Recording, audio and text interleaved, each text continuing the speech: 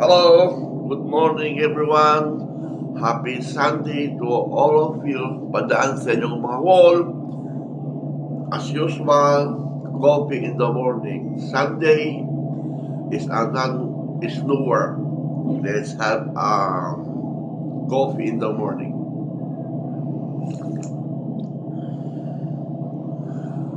Bukas ay Immaculate Conception. So, i-advance ko na. Happy Immaculate Conception sa inyong lahat. And hoping everyone is okay.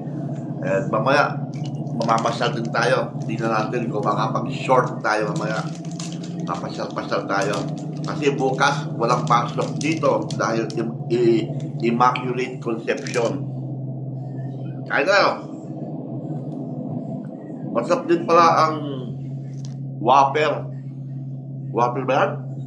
Sa coffee.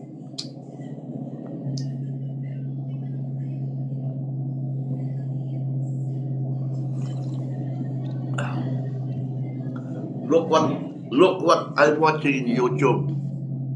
Yung mga Skyway. Pinapanood ko yung mga Skyway. Maganda pala yung mga Skyway. Malaking tulong sa mga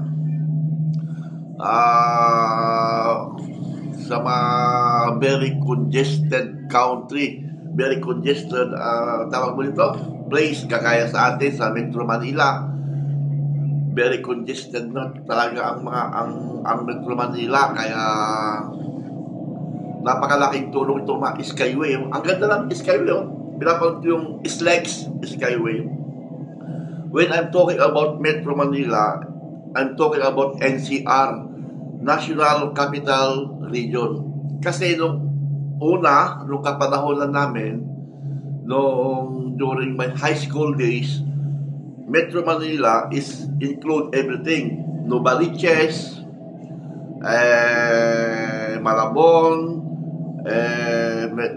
Quezon City, Parañaque, Las Piñas, all of them are considered as Metro Manila. Dati. Ngayon, ginawa nilang NCR, National Capital Region. Pero, yan ang pangalan niyan dati kasi Metro Manila. Considered all of them as Metro Manila. Pero, Parañaque, Las Piñas, Metro Manila. Noon. Pero ngayon, NCR na.